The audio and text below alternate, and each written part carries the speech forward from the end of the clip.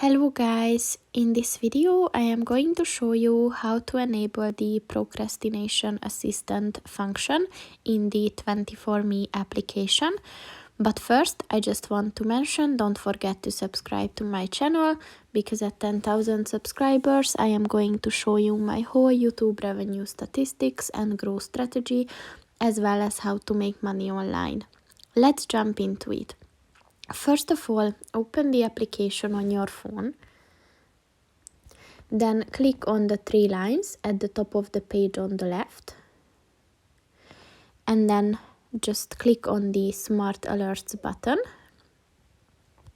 And at the Tasks section, just enable the Procrastination Assistant mode, which will pick you the best time to alert in case you have some late tasks to do. So that's pretty much it for this video, guys. See you in the next one. Goodbye.